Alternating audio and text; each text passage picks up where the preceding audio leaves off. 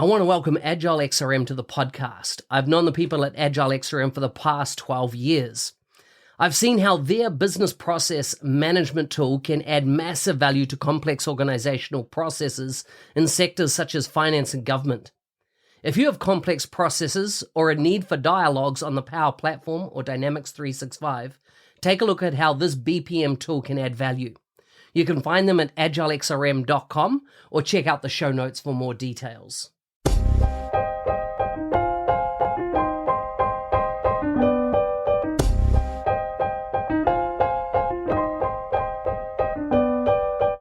Welcome to the Power Platform Show. So looking forward to this discussion with our guest today. She's experienced, entertaining, and it's such a cool topic to be talking about. And I'll leave the seed planted in your mind before we start, and that is, doesn't she sound like Keira Knightley? Anyhow, let's get underway.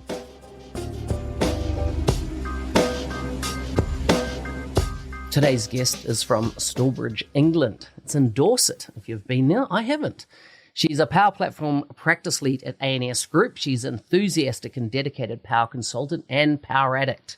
In June 2021, she received the Business Applications MVP for her contributions to the Power Platform. So that's pretty exciting.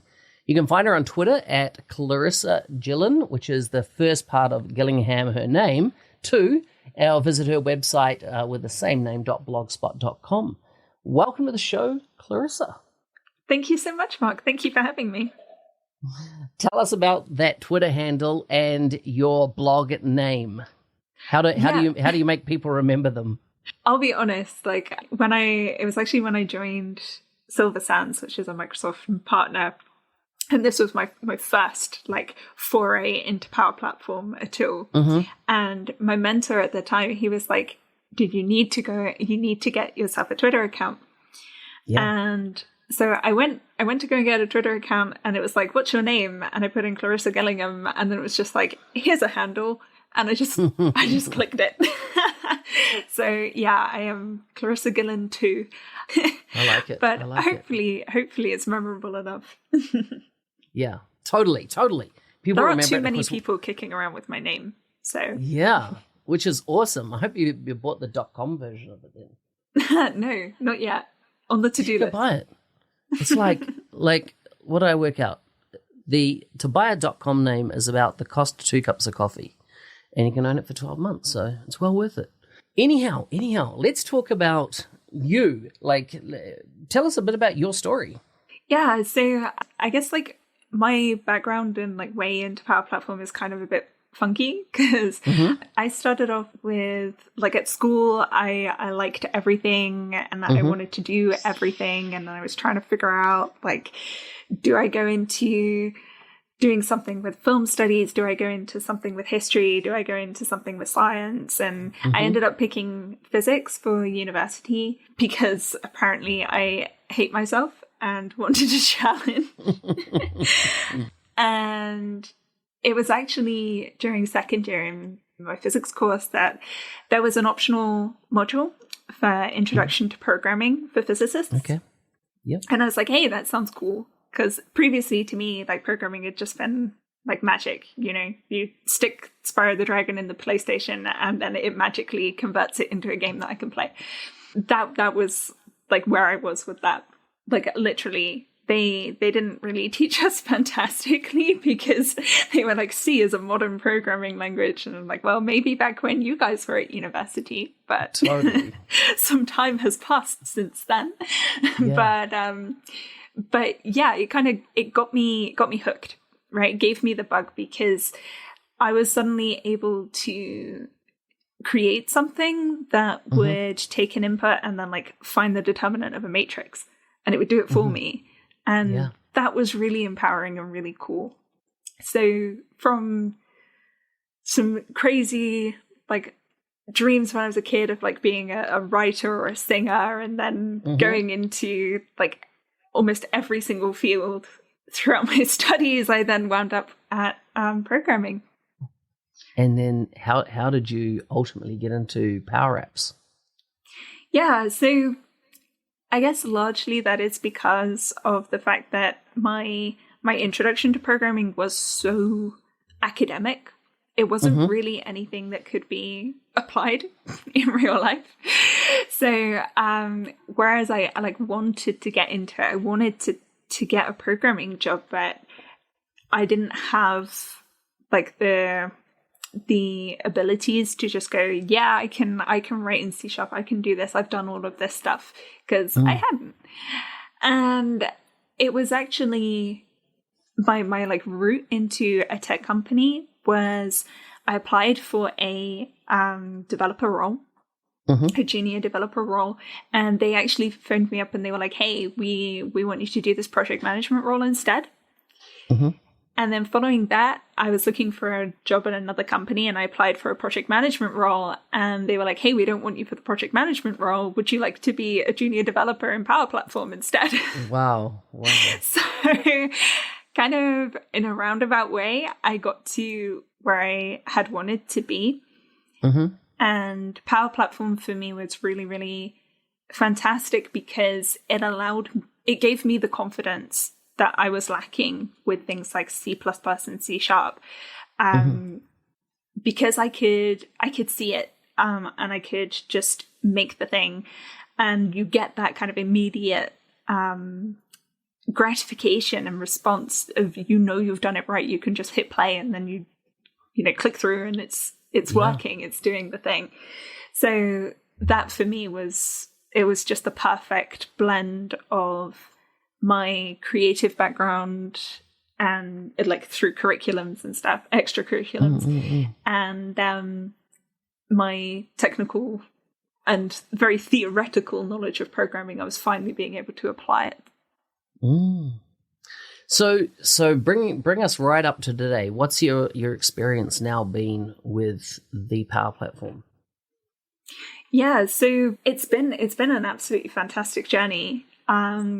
Over, I guess it's been 2.5 years now, since I literally went from having no idea that like the Microsoft stack existed outside of Office.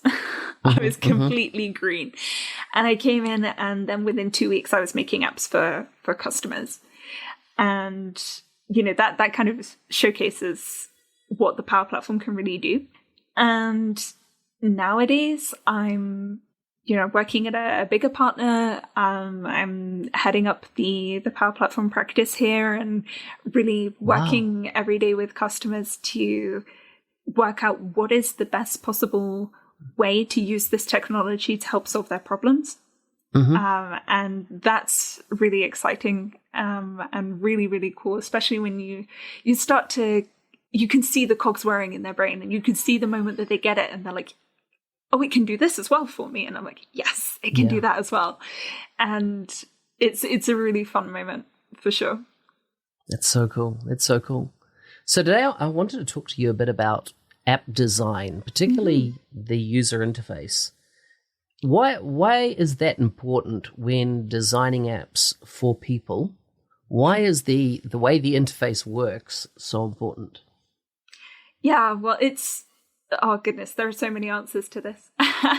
It's when you first interact with something, the way that it looks is the very first thing that you will notice. And everyone's had that experience where they've gone on to like one of those ancient websites that were made in like the 90s, and they've got Times New Roman, and it's for some reason the background is bright yellow and it's just a wall of black text with like some really offensively bright blue hyperlinks. And the moment you land on that page, you just go, no, back. Next Google search result. I do not want to engage with that at all. And it's that first impression is really, really important, especially when you're working to making something that will, in a lot of cases, I'm working on developing applications that will help businesses internally. So this is something that they want their user base, their employees to actually connect with and want to use. Because you know what it's like when you're in a company, you have so many different systems and softwares paraded in front of you. And a lot of the time people have negative experiences of having to go through quite rigorous training in order to actually just understand how to use the thing. And it's really frustrating to get it to do what you want. Yeah. And if you're working and building something with at the forefront of your mind, how is my user going to interact with this? It's so vital, because then that makes that application drive its own adoption. And it makes it so that they don't need training because it's intuitive. And this allows the user to then feel like, actually, this is the tool that I've been waiting for. Yeah. And it makes them so much more effective in actually operating that application. And it keeps everything clean so that they can just focus on their decision making. That's good. So when you as you lead a team of people, how do you make sure it is at the forefront of your mind that, sometimes it's easy to sit down with a list of specifications or list of requirements that have been thought about, what the app needs to do. How do you, as part of leading your team, how do you keep that top of mind that this has been built for a person? This is it'll be very real to them. They might be using it for 3, 4, 5 years from the time it goes into production. And so they are fundamentally going to have a positive experience with using this app, or they're going to have a, let's say, frustrated or worse experience in working with this app. How do you keep that top of mind for the folks that you work with? Yeah, well, part of it is, I guess, designing with UI in mind. And UI and UX in mind. So when I'm actually looking through, like, how will we use the different technologies? How can we actually get this application to do what it's supposed to do?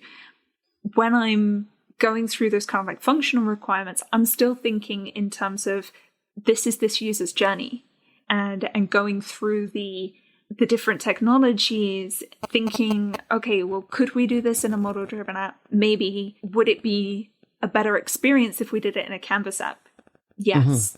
Let's do it in a Canvas app. This person requires that more visual touch in order to make that data make sense, or in order to actually interact with the data the way that they want to. So we'll design it to have that strong UI from the start.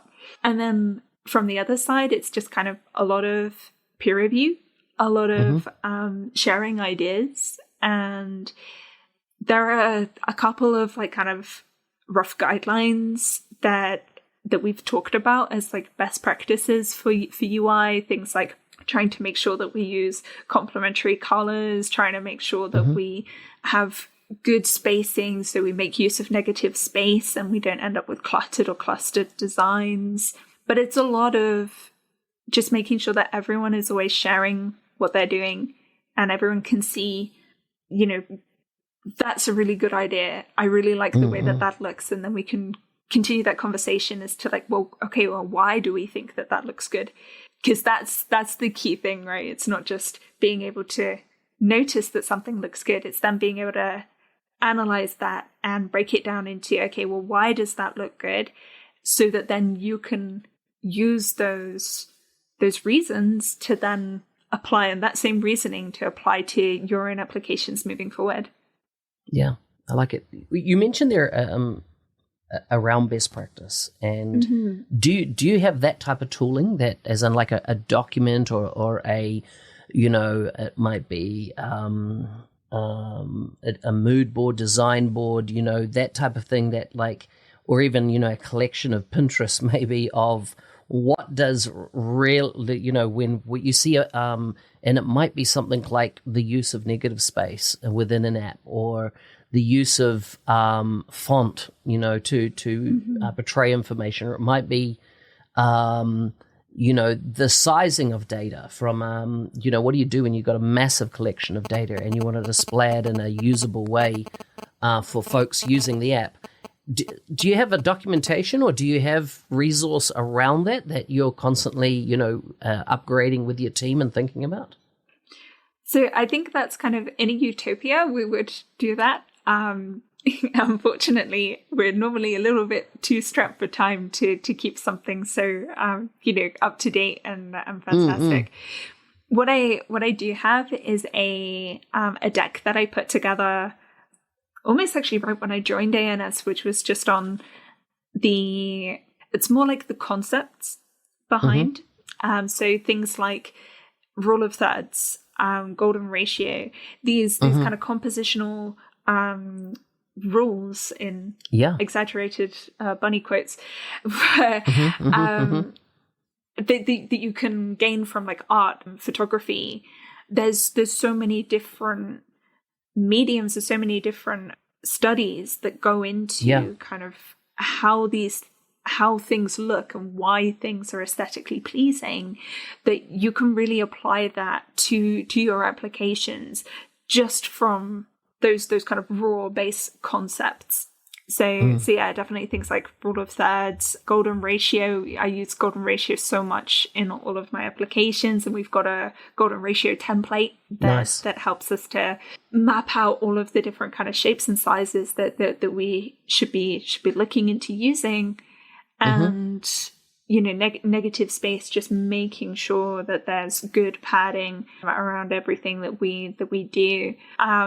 It would be nice to have kind of a collection of really good inspiration. And that's something that, you see some absolutely beautiful stuff. Obviously, like Alan Chai, May, there are so many different people out there who are making these beautiful applications. And it's definitely something that I would love to put together, this just like big mood board of all of these incredible applications. Yeah. What's your design process? And when I say your team, how do you kind of on purpose think of design? Like for years, there's always, it's been very clear the role of the developer. It's been very clear the role of the integration developer. It's been very clear the role of, what functional type roles did in a project and all the others. But when it comes to design, how prescriptive, what is your process around looking at your project from a design lens? Well, it's interesting because a lot of my kind of process is kind of instinctual. I guess because it's something like making things look nice is something that I've always enjoyed doing.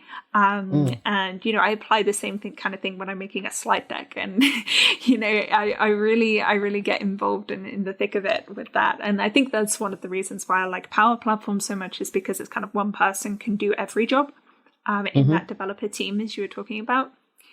But certainly for me, I find that what I will do when I'm designing applications is the first thing that I'll do is kind of go through those user stories and make sure that user journey, I'm understanding the requirements of the piece from the perspective of that particular user. And then what I'll do is start like sketching some stuff out. Start blocking some things out, like, okay, so if I was this user, and it's very much about that empathetic kind of approach of imagining, put yourself in those shoes. And if I was that user, what would I want to see on the screen? Yeah. Well, I'd like to see a kind of calendar type view. Okay, how are we going to break this down? Box it all out. I'm a terrible person for opening MS Paint and making horrendous diagrams, but it all helps that thought process. And then from there, the first thing that I will do when I actually open up Power Apps and make a new app is I will work on the visual design. And it's kind of like it's breaking that golden rule of like form over function, function over form. Whichever way it's supposed to be. But if I start off with that, okay, this is how I'm envisioning how it looks, how it feels, then when I'm thinking about putting the functionality in, it's not just I need a button that goes away and does this. It's where would I expect that button to be if I was a user? And I find that's easier to do like kind of from the beginning than to just have everything and then go, okay, now I need to organize it somehow. you know. So that's definitely the design process that I take, and I know that the guys who I work with, they are also kind of getting on board with this. You know, start with the visuals, and then go through. And something that is really, really important as well, I think, is to make multiple attempts, even if you really like that first one that you did. Ignore it. Pretend it doesn't exist, do it again. And, you know, if you need to, do it a third time. And that can really help you to force yourself to think about it in a different way and force yourself to question the assumptions that you may have made. And normally you'll end up kind of amalgamating bits of all three to make something that's much better than just that first one, even if that first one looked great. I like it. When it comes to empathizing, and you talked about being empathetic with the person, and I really like what you said there. If I was that user, what would I like to see? I think great. How do you then take that, because you're looking through your lens, and kind of move into the role of fly on the wall and observe without commentary, then somebody, let's say, working with your prototype? Is that something you build into your process that you know, because sometimes you can think from your perspective, right? Because you know so much about what you're designing. It's logical to you, but it's kind of those black spots, or the blind spots, sorry, is probably the term I'm looking for there, that you don't see until you observe someone else interacting with what you've designed. Yeah, absolutely. And that's where, you know, you've kind of got 2 lines or 3 lines of feedback that are really, really useful. So obviously peer review within the team can often really help to shine a light on, oh wait, that was obvious to me, but it's clearly not obvious, right? Then QA, we're lucky that we've got some QA talent in ANS that we can utilize to then actually sanity check the applications, and also the most important one is actually the customer themselves. So with Power Apps, because you can build them so fast, I find that it's really, really helpful to just have that continuous dialogue between you and the customer. And then you can be in a situation where you've added a new feature and you think it's easy to find. You think everything has been designed really well. It's very few clicks to get to the right place and to get to the task. And your customer goes, and how do I use it?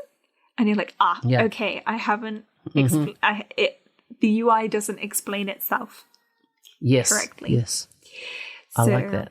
So yeah, that's definitely really useful.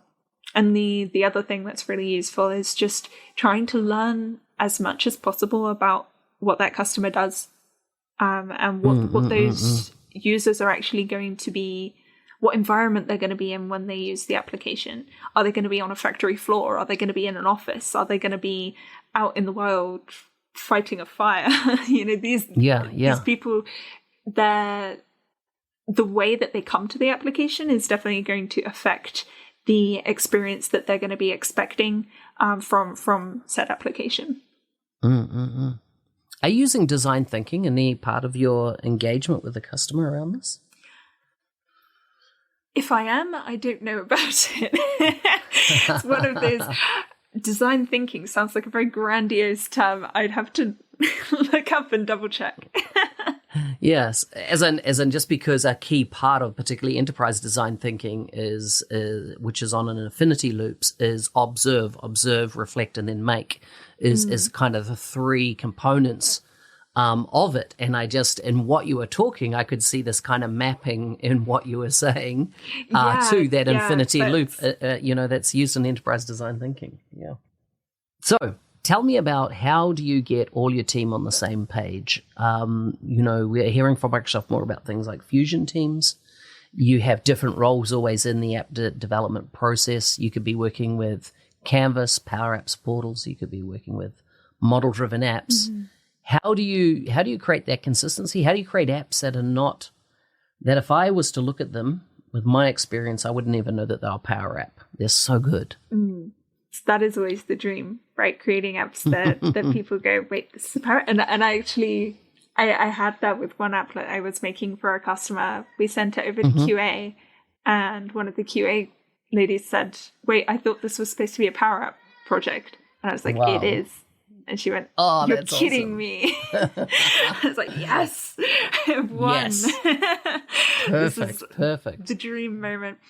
So yeah, I mean, one of the things that we do, and I think it works really well with Power Platform, is rather than having multiple different people who need to come together to actually create the solution, it's largely each solution is owned by an individual. And so regardless of whether it contains Canvas app elements, model-driven app elements, Power Automate, Power BI, you've got that one person. And that means that they can really devote themselves to learning that, like ingraining themselves in that user case, that company, that business. What is it that they do? What is it that they want? And then when it comes to kind of creating a level of consistency, that again is where we come across like the peer review and making sure that we, in an ideal world, keep our best practices up to date rather than just have the meeting and then disappear and hopefully remember what we spoke about. I like it. Resources. What resource do you recommend? What do you use? Yeah, so one of the tools that I use, which is really useful, is Metro Studio, which is just a kind of free bank of loads of different icons. The nice thing about that is that you can export them in SVG.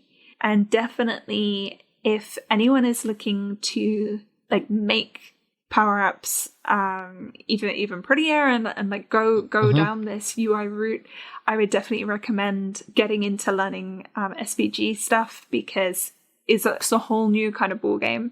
And yeah, being able to kind of like have that ability to change the colors and the shapes and the sizes of things using parameters that you could actually input through the application. So as people are interacting with the app, the image changes.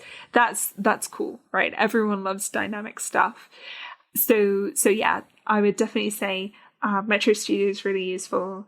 Undraw is really useful as well. There's again a load of really nice free illustrations there. Pexels is royalty-free stock photos.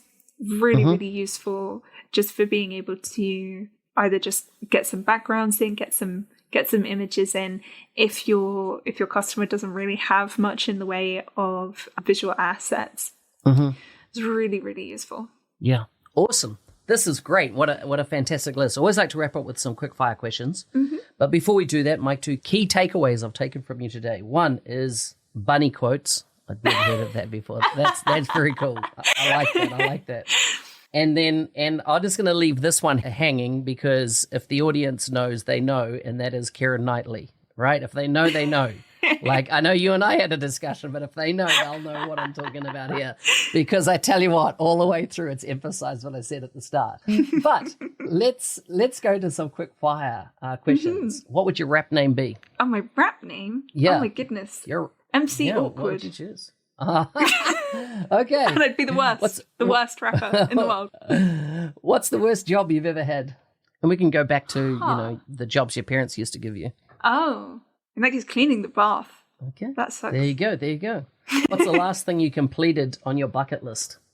Last thing I completed on my bucket list. Finally get around to watching Rocky. Wow. Do you know what? I'm honestly, I don't know that I should admit this. I've never seen it. It's actually really fantastic. Yeah, it's oddly, like, I guess sentimental is the right word. It's really wholesome. Yeah. I was like, how can a boxing film be wholesome? But it's really great. Yeah. Like, I know the whole backstory of it all. I've read it in many books, but I've actually never watched it. I need to do that.